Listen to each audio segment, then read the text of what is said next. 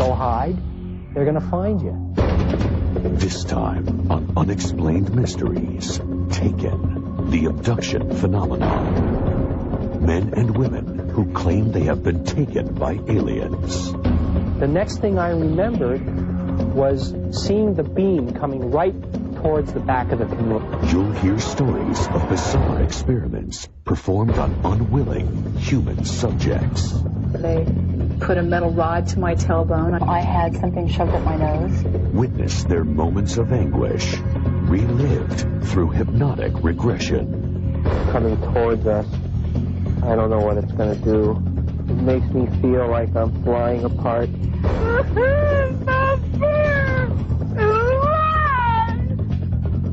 With our case studies, you'll hear the stories of people whose lives have been forever changed.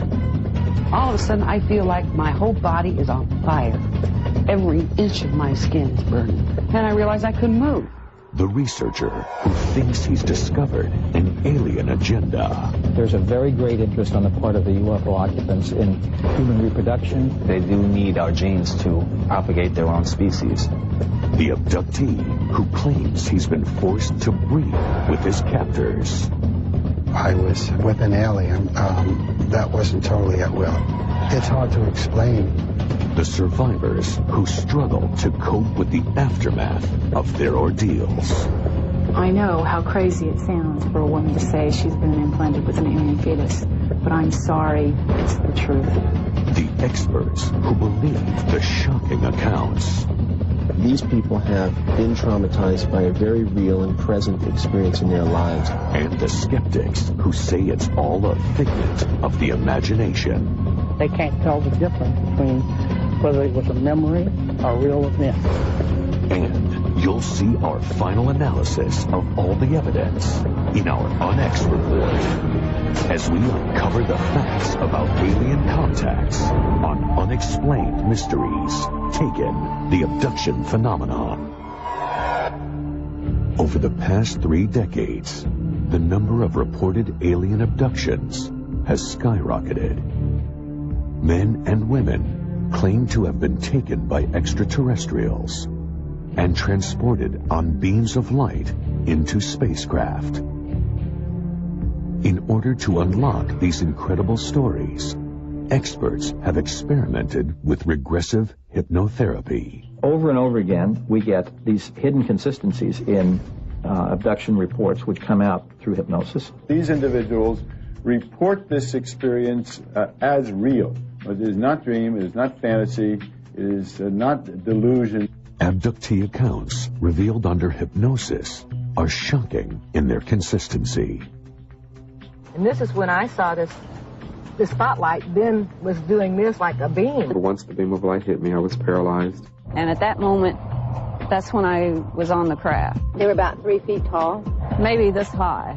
Their skin looked like it was made of marshmallow. White, pale color. And they had real big eyes. Large, dark eyes. While most abductees speak of being taken by the often described gray alien depicted here, others report insect-like characteristics in some of their captors. There's one being in particular that I always recognize, and he's not a gray. He's taller, he's thinner, he's got a bigger head, he's got bigger eyes. His limbs are very praying mantis-like. There have even been sightings of extraterrestrials that seem to be alien-human hybrids.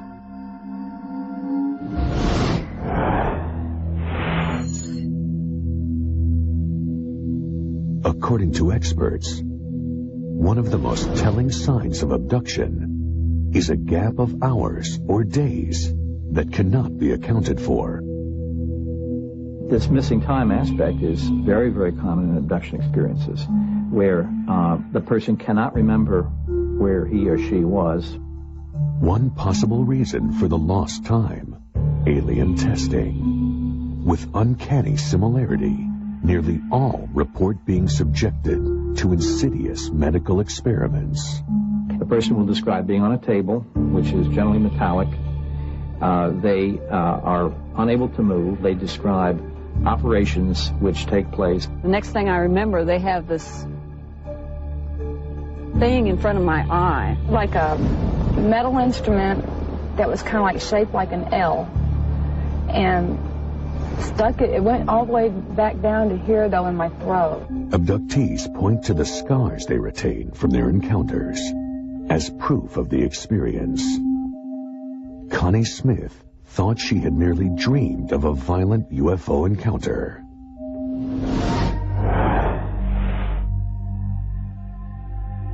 I just woke up in the morning, and I did have that groggy feeling that, you know, that like I've been up all night, yet I got 8 hours sleep.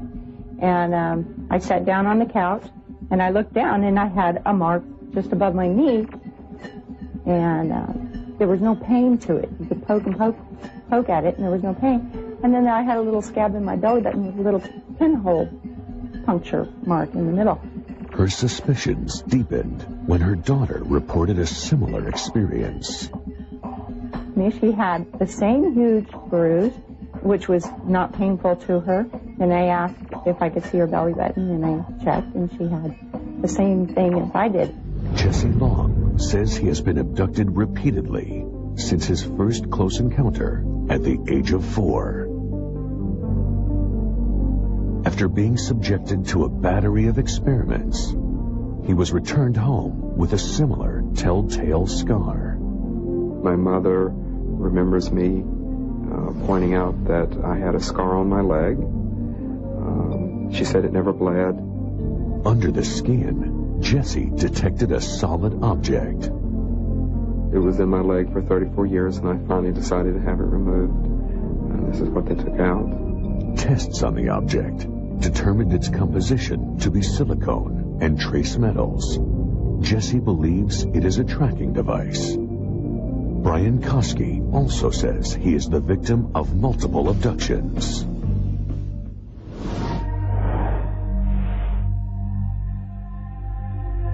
There's this big black triangle, just moving real slow across the sky, and I kind of followed over, watched it, and got to about here, kind of stopped, pivoted a little bit, made a hissing sound, and then kind of continued on to the north real slow, and just kept watching it.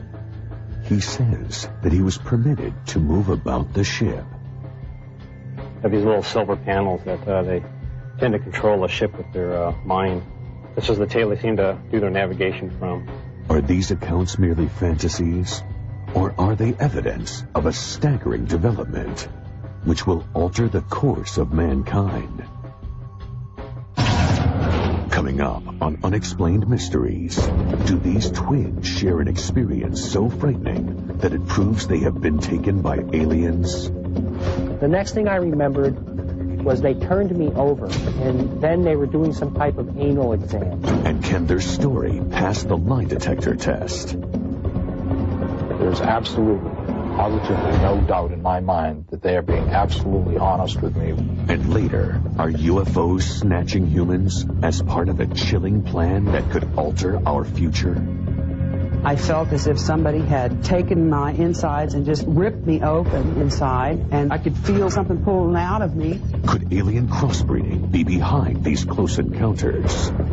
I had a very vivid experience of having a fetus put into my body and removed. Or are there other earthly explanations? It comes from fairy tales, science fiction, film, a lot of sources. And we'll give you our final analysis with our Onyx report. Stay tuned for more on Unexplained Mysteries.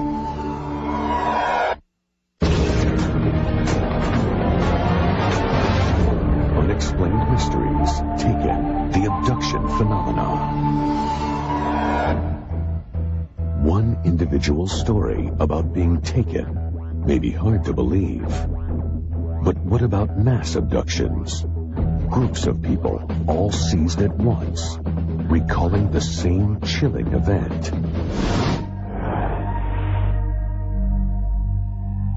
The beam coming towards us. I don't know what it's going to do. It makes me feel like I'm flying apart. Maine's Allagash River is the site of an encounter that forever altered the lives of 4 men. We were just a couple of guys camping, fishing, and we were excited about getting out of the city and being in the wilderness.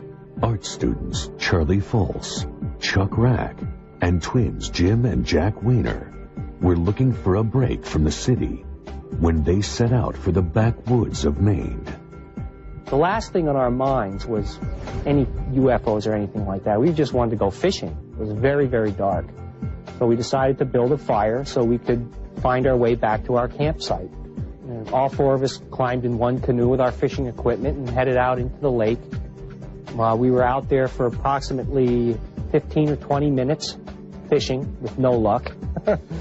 And suddenly Chuck Rack said, "Hey guys, that's a heck of a case of swamp gas." And we turned around, and probably 150, maybe 200 yards away at the most, coming out of the trees was this huge ball of glowing, pulsating light. I remember it as being a very bright, round sphere of light that had kind of a roiling quality to it. It was yellow-white in nature. The next thing I remembered was seeing the beam coming right towards the back of the canoe. And at that point, we started paddling very quickly towards the shore. And it kept just following us, coming closer and closer and closer. I was in a panic, to be honest with you. A second later, it was right on, almost on top of us, with this beam coming across the water right towards our canoe. And I remember thinking, well, we're not going to outrun this thing. There's no way we're going to outrun this thing. And then the next thing I remembered was standing on the beach. Back at their campsite, the roaring fire had burnt down to embers.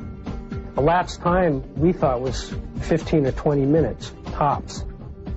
And we couldn't understand why the fire had burnt down so soon. None of the men could account for the missing time, nor were they ready to discuss what had just occurred. The 4 of us were just left there standing on the beach in total silence. We didn't really even talk to each other. I guess we were in shock. Little mention was made of the incident for 12 years, until strange dreams began to torment the Weiners. And then I would wake up, and I would be drenched in sweat, and my heart would be beating really fast. And having nightmares about being in some room or some area with these strange creatures around us. I said, "I can't believe you're telling me this, because I've been having the same dream." A psychiatrist evaluated the twins and referred them to UFO researcher Dr. Ray Fowler. Only after agreeing to hypnosis did the brothers begin to recall their shared experience. Here are actual recordings of the session in which all 4 men from the expedition relived their experience. The beam is coming towards us. I don't know what it's going to do. It makes me feel like I'm flying apart. Each of their individual accounts depicted the same harrowing details. Had no idea where I was. Then I realized that the 3 guys were sitting to my left on this bench, naked. All I knew is I was in a strange place, laying naked, paralyzed, with this thing coming towards me. I remember these creatures examining my brother with a type of wand. And then they were doing some type of anal exam. I remembered pressure, heat of my physical body being ripped to shreds, like on a molecular level. I mean, it's the only way I can verbalize it, but it is an extremely unpleasant feeling. It feels like death. I think that the Weiners opened Pandora's box because now they have questions about reality that they never had before. They have questions for which there are no answers. To eliminate the possibility of a hoax, Ray Fowler arranged for a polygraph test to be administered.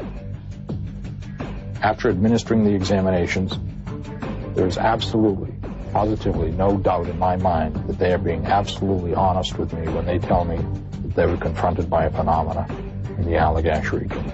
one person might fool a polygraph examiner. You have four all passing the tests, and the polygraph examiner being convinced that all four are telling the truth is very important. I feel very strongly that what they describe is a real experience. But to these men, the trip up the Allagash was only the start of an ongoing journey. It's not over. This is an ongoing thing. We're tagged. Well, what can I do? Go hide? They're going to find you. Next up, if extraterrestrials are abducting humans, what is their alien agenda?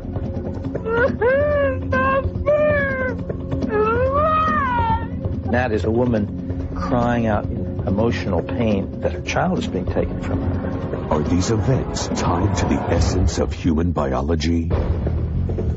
Sometimes we'd be abducted and there would be sexual situations that would pair off. They've lost their own reproductive capabilities, so they are trying to find a new genetic stock with us. And later, Hollywood's take on aliens. Close encounters, for good or evil, had an enormous effect on what people expected aliens to look like. We'll put it all in perspective in our exclusive On X report, coming up on Unexplained Mysteries. Unexplained Mysteries, Taken, the abduction phenomenon. For those who have been taken, the question is not if abductions occur, but why. Indianapolis, Indiana. Debbie Jordan and her mother, Janet White, noticed a glowing beam of light radiating from their backyard. As I looked out the window, I seen a light that was about the size of a basketball. A really strange light coming out of the pump house that's next to the swimming pool out back. Debbie armed herself with a shotgun and ventured toward the light. And Debbie went out in the back, and I watched her out the back door, and she came to the pump house, and she opened the door. All of a sudden, I feel like my whole body is on fire. Every inch of my skin is burning. And I realized I couldn't move. And I also could hardly see. It was like I'd been attacked by a mob of tourists with cameras flashing me in the eyes. Neither woman could immediately recall what happened next. Later we figured out I was gone in like an hour and a half, and I only remember like 10 minutes. Debbie immediately came down with a mysterious disease, and the family dog that lived in the backyard succumbed to what was suspected radiation sickness. These clues and the neighbor's identical account of the blinding light drew the attention of UFO researcher Bud Hopkins. There was more evidence supporting this abduction than any so far investigated. Hopkins first studied the ground where the incident took place. This is what happened to that nice, rich, loamy, black-brown soil that the backyard in Indiana had. It was turned sort of gray and hard as a rock. Hopkins persuaded Debbie to submit to hypnotherapy. Something's not right.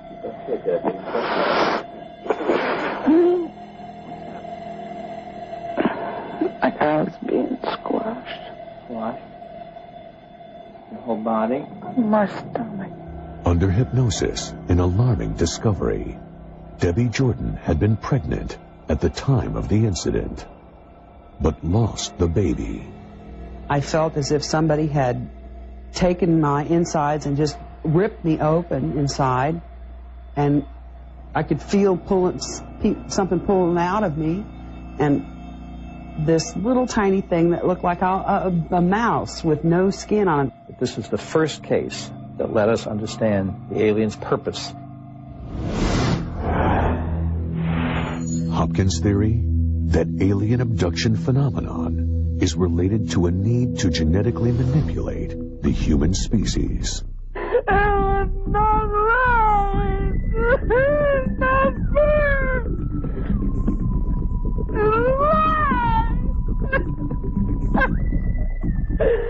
That is a woman crying out in pain emotional pain that her child is being taken from her. Through hypnosis, Debbie recalled witnessing a human-like child during her encounter. She had tufts of white cottony hair sticking out of her head all over, really large eyes, but human, blue. When I thought, oh, I'd love to hug you, I asked if I could take her home with me. And he told me no, she couldn't survive with me. I assumed they were telling me that I was this child's mother. Debbie says her abductions continued for years afterward, halting only after her hysterectomy. But now, her legacy of abduction has been passed to her 2 children. I don't expect people to believe any of the stuff that me or any of my family members tell them. Believe me, if I hadn't seen some of this stuff with my own eyes, there's no way I would have believed any of it. Next, is an alien sexual agenda behind the abduction phenomenon? It could be other people's wives, other people's husbands. I've experienced certain things like that. I was with an alien that wasn't totally at will. It's hard to explain. Hear one woman's account of carrying an alien baby. I had a very vivid experience of having a fetus put into my body and removed. It's ridiculously hard for me to talk about. And later, Hollywood's controversial role in producing the abduction phenomenon. Close encounters, for good or evil, had an enormous effect on what people expected aliens to look like. And you'll see the ultimate roundup of the facts. Our UNX report, coming up on Unexplained Mysteries. Unexplained Mysteries, Taken, the abduction phenomenon. They are close encounters of the most intimate variety. As reports of abductions continue to rise, so too does another alarming trend: the aggressive sexual nature of many recent abductions. Saugerties, New York. James LaFonte and friends began seeking refuge from the city on regular weekend trips to the woodlands of the upstate region. I first met James in '87, and a few friends of us, we all went upstate to the trailer just to have a nice weekend and enjoy ourselves and have fun. Going up weekly almost became an addiction. It was for enjoyment, but it was almost like we were being called back. As with many abduction reports, the first sign of an unusual occurrence was the shared sense of lost time. James LaFonte contacted me because of certain fragmented memories. He'd been with a group of friends, and they knew something had happened. There was a time lapse. Hopkins uncovered a common trait among the group: memories of alien contact in childhood. Ever since I was a child, I used to wake up and I used to see white light and shadowy figures moving around my bed, and I would get scared. When I was younger, I remember like an alien looking through the window, being watched, a feeling of being watched all the time. Through hypnotherapy, Hopkins yielded shared traumatic memories. It turns out week by week, we were all being abducted as a group. Like on a table. They got big eyes. Skin looks remolded. I gotta get out of here. But the detail and scope of these repressed memories exposed an incident of group abduction beyond any on record. I remember seeing these bright lights almost in every window, and there's domes on top of the trailer. And everything was glowing, and we just become basically paralyzed. During the abduction, we would walk down this dark road in a trance state. And we'd be walking to the craft, which was always in the same spot in this pit area. The Saugerties group recalled forced medical tests, and there seemed to be a disturbing focus to the experiments. Something was being worked on my genitals. I would see James across the room, and the same thing being done to him. I do know sperm was removed. To some experts, the group's accounts expose an alien agenda of harvesting human genetic material. There's a very great interest on the part of the UFO occupants in human reproduction, sperm, ova, the DNA, but it has also included an interest in human sexuality itself. Sometimes we'd be abducted and there would be sexual situations that would pair off. It could be other people's wives, other people's husbands, different friends that we were with. According to LaFonte, the experimental pairings could also include alien participants. I've experienced certain things like that. I was with an alien. That wasn't totally at will. It's hard to explain. To further cope with their trauma, members of the group sought counseling with a clinical psychologist. Generally, when I work with people using their imagination, there's a personalized stamp that people put into their imagery because it's being generated from a part of themselves. These abductees and their reports do not have this kind of personalized stamp, and I think it makes it even more credible. I lost plenty of jobs, I lost friends, I lost family, I lost a number of things, and it got to the point where I would, I was contemplating suicide in a sense because there was no escape. Is the disturbing account of the Socrates group a hint as to why aliens are seeking out humankind? If so, many believe that Kim Carlsberg represents the next piece of the puzzle. Kim Carlsberg was a successful professional photographer when an encounter experience changed the direction of her life. I came home, went to bed, I woke up, and I was not in my bed any longer. I was standing in what I thought was an elevator. I was paralyzed. Like so many prior abductee accounts, Kim recalls medical experiments happening around her. And there were these little short off-white beings, naked guys with big black eyes doing things to these people on these tables. And I didn't know if I was going to live through the night. I really thought that these people might be dead, and I thought that I was going to be next. So I started screaming, and a taller alien that looked just like these guys walked up behind me and slapped me on the back of the neck, and I started to pass out. Next thing I knew, I woke up. I was in a smaller room by myself on a table, and I'm completely disoriented. I don't know where I am. I don't know what's happened to me. In a series of semi-lucid flashes, Kim recalls the alien testing. I had an experience where they put a metal rod to my tailbone and they take skin samples. I had something shoved up my nose. I felt this drug feeling come over my body, and I knew that I was going to be unconscious within a matter of seconds, and there wasn't anything that I could. And I woke up back in my bed, and at that point, I thought that I had completely lost my mind. I knew I wasn't hallucinating, but it was the only logical explanation. And that encounter was not an isolated episode. She has had numerous subsequent abductions. One memory is particularly harrowing. I had a very vivid experience of having a fetus put into my body and removed. It's ridiculously hard for me to talk about. Is Kim's experience corroborating evidence to others' accounts of baby harvesting?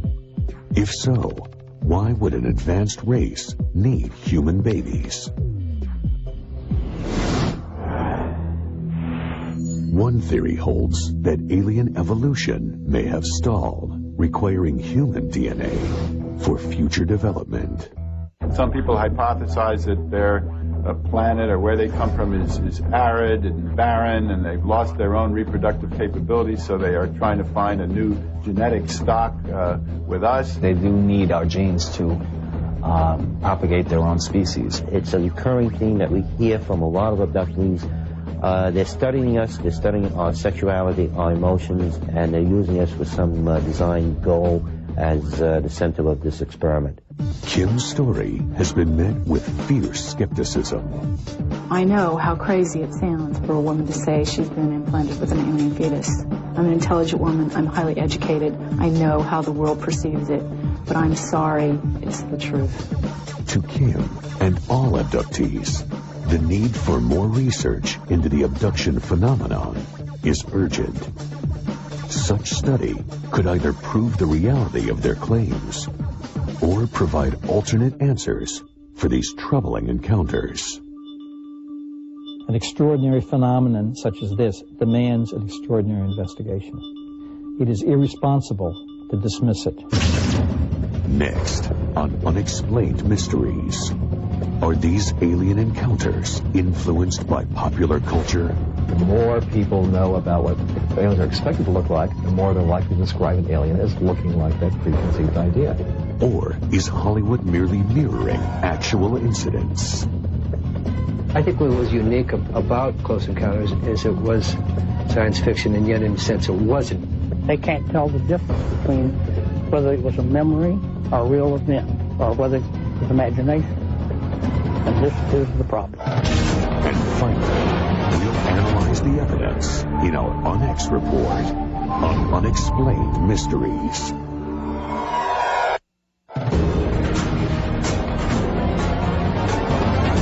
Unexplained Mysteries. Taken.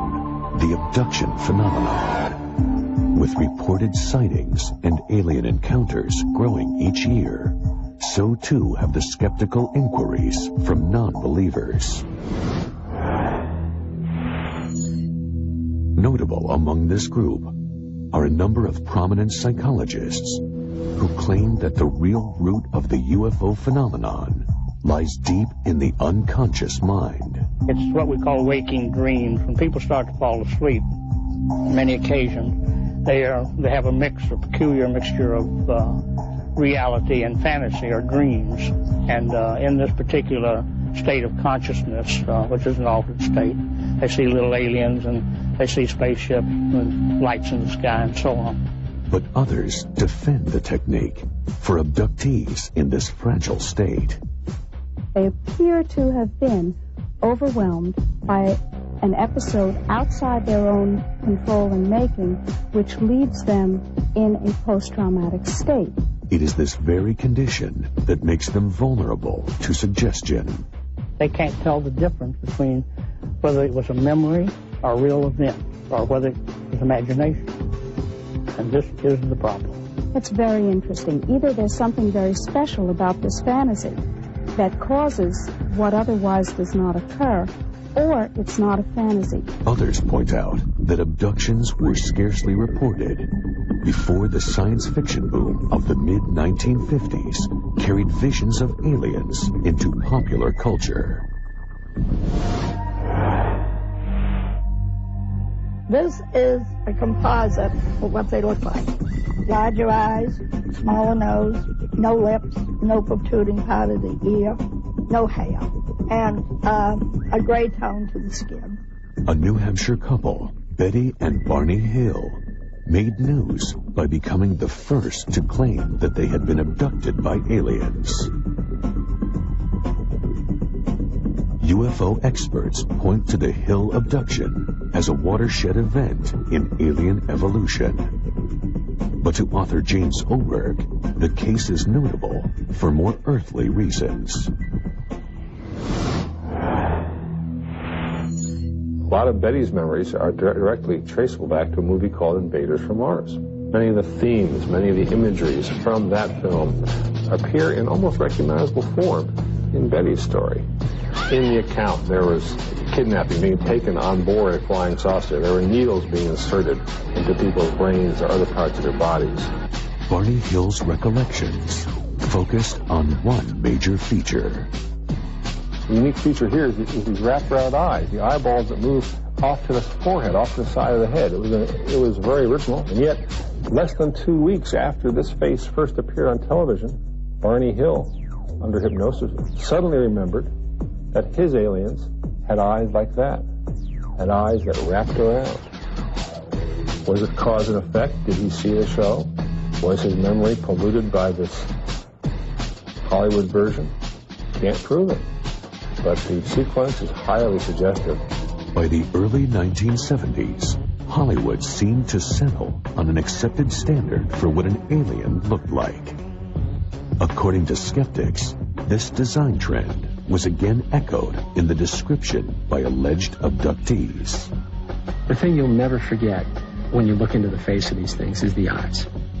Very large, intimidating black eyes. Very small opening for a mouth, no ears.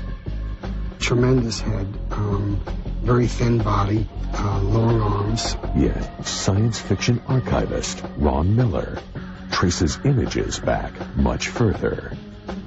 It comes from fairy tales, science fiction, film, a lot of sources. They go back decades, even a century or more.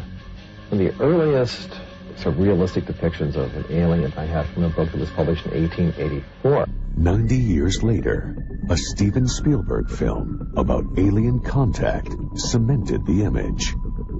Did Close Encounters of the Third Kind also plant suggestions in the minds of future abductees? Close Encounters, for good or evil, had an enormous effect on what people expected aliens to look like. And if anything really focused all these disparate threads into one sort of standard alien, it was Close Encounters. But Joe Elvis, the production designer for Close Encounters, claims that logic is reversed. I think what was unique about Close Encounters is it was science fiction, and yet in a sense it wasn't, because we weren't manufacturing something that was convenient. We took these things from all the encounters that we could record and sort of put it into the funnel, and it came out with these kind of images. Kelly Fraze, a celebrated science fiction illustrator, is disappointed by the dominance of the gray, both in pop culture and in the reports of abductees. I hate to think that the universe is so dull that that's the best it could come up with. Are we supposed to assume that only one race managed to accomplish spaceflight and come to the Earth? Or are there more races out there? If so, what do the other races look like? When we come back, the UNX report examines the facts and addresses the mysteries. What can we learn from all of these abductees reporting nearly identical encounters? And do aliens really have an agenda for mankind? Or is extraterrestrial contact the product of our collective imagination? That's the UNX report, next on Unexplained Mysteries. Unexplained Mysteries, Taken, the abduction phenomenon. Now, our UNX report. The past 40 years have seen a surge in reports of man being taken by aliens. Experts point to a number of signs as evidence of abduction, such as missing time.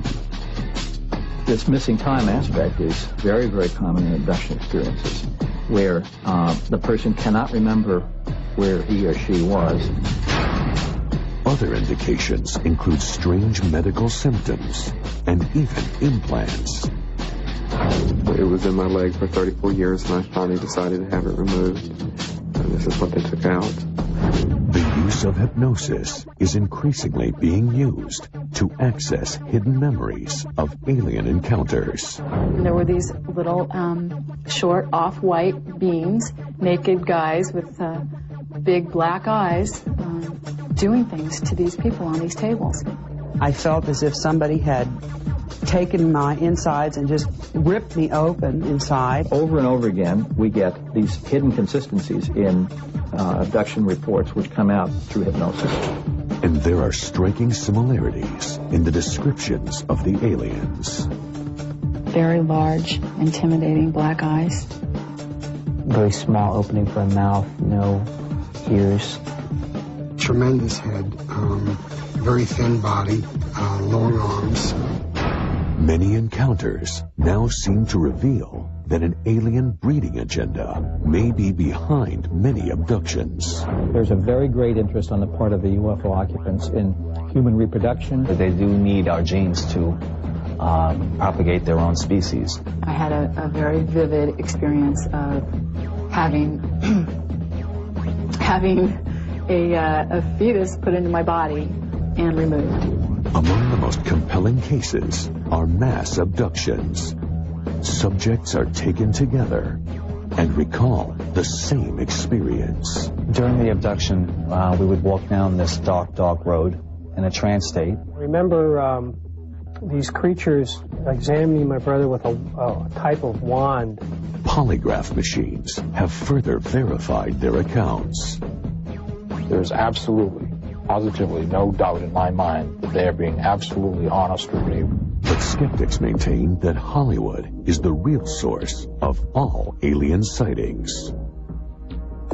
The more people know about what aliens are expected to look like, the more they're likely to describe an alien as looking like that preconceived idea. One thing is certain. The complex reality of abduction will continue to spur debate as long as so many questions remain unanswered. It is irresponsible to dismiss it. An extraordinary phenomenon such as this demands an extraordinary investigation. Until that time, the alien abduction phenomenon will remain an unexplained mystery.